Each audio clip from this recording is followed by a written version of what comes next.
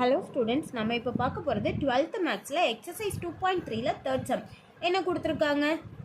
If Z1 equal டுன்னு ஒரு value கொடுத்துருக்காங்க, Z2க்கு கொடுத்துருக்காங்க, Z3க்கு கொடுத்துருக்காங்க. என்ன பண்ணணும்? என்ன ஃபைண்ட் பண்ணணும்? நமக்கு அடிட்டிவ் அண்ட் மல்டிப்ளிகேட்டிவ் இன்வர்ஸ் அப்படிங்கிறது கண்டுபிடிக்கணும். எதுக்கு? Z1, Z2, Z3க்கு. தமிழில் பாருங்கள் என்ன கொடுத்துருக்காங்க. Z1, Z2, Z3யின் கூடுதல் மற்றும் பெருக்கல் நேர்மாறு. நேர்மாறு அப்படின்னாலே என்ன? இன்வர்ஸ். சமக்கு போகலாமா? சொல்யூஷன். ஃபஸ்ட்டு நான் அடிட்டிவ் இன்வர்ஸ் என்ன கண்டுபிடிக்க போகிறேன்? அடிட்டிவ் இன்வர்ஸ் காமனாக டாபிக் கொடுத்துக்கோம். அடிட்டிவ் இன்வர்ஸ்னு. அடிட்டிவ் இன்வர்ஸ்னால் தமிழில் என்ன அப்படின்னா கூட்டல் நேர்மாறு. கூடுதல்னாலும் கூட்டல்னாலும் சேம் தான். கூட்டல் நேர்மாறு எதுக்கு ஃபஸ்ட்டு கண்டுபிடிக்கணும்? Z1க்கு. Z1ஓட அடிட்டிவ் இன்வர்ஸ் என்ன அப்படின்னா -Z1 ஈக்குவல் டு மைனஸ் Z1ஓட வேல்யூ என்ன? 2 + 5i ஈக்குவல் டு என்ன? -2 -5i. இது ஒரு ஆன்சர். இந்த இடத்துல அடிட்டிவ் இன்வர்ஸ் ஆஃப் Z1 அப்படி எழுதினாலும் ஓகே தான் நமக்கு. அடுத்து Z2க்கு பாருங்க என்ன? அப்போது -Z2 ஈக்குவல் டு -Z2ஓட வேல்யூ என்ன? -3 -4i equal to minus into minus +3 +4i. இது ஒரு ஆன்சர்.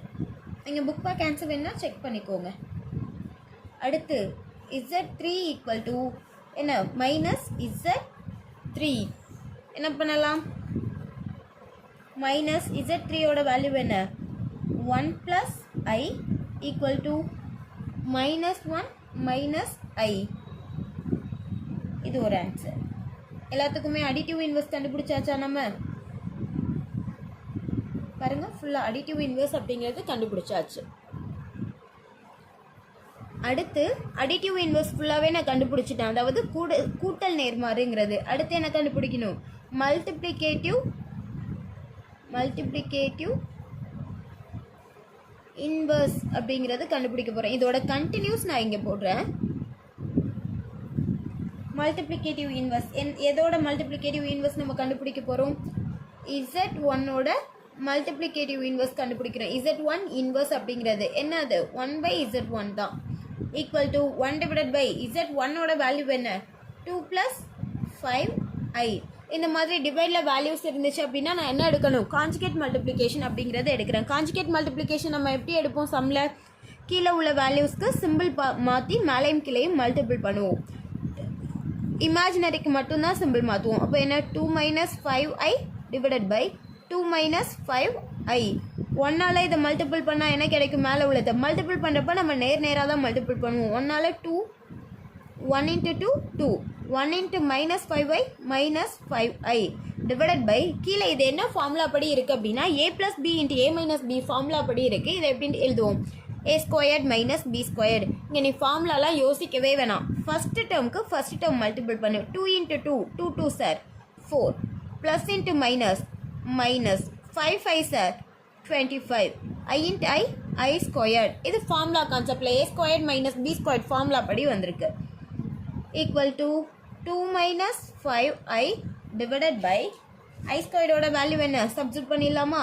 i²ஓட வேல்யூ -1. அப்போது 4 + 25 equal to 2 - 5i divided by 29. இதுதான் Z1 இன்வர்ஸ். மல்டிப்ளிகேட்டிவ் இன்வர்ஸ்க்கு ஃபர்ஸ்ட் வேல்யூ நம்ம கண்டுபிடிச்சிருக்கோம். ஓகேவா? அடுத்து இதோட கண்டினியூஸ் இங்கே பார்க்கலாமா? Z1 இன்வர்ஸ் கண்டுபிடிச்சாச்சு. அடுத்து என்ன கண்டுபிடிக்க போகிறேன்? Z2 inverse equal to 1 divided by Z2 equal to 1 divided by Z2ஓட வேல்யூ என்ன? -3 -4i. இதுக்கு கான்ஜுகேட் மல்டிப்ளிகேஷன் எடுக்கலாமா? கான்ஜுகேட் மல்டிப்ளிகேஷன் என்ன கிடைக்கும் நமக்கு?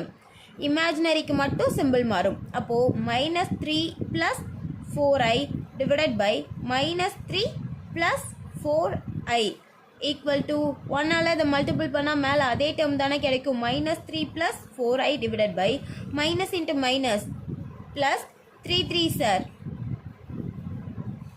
9.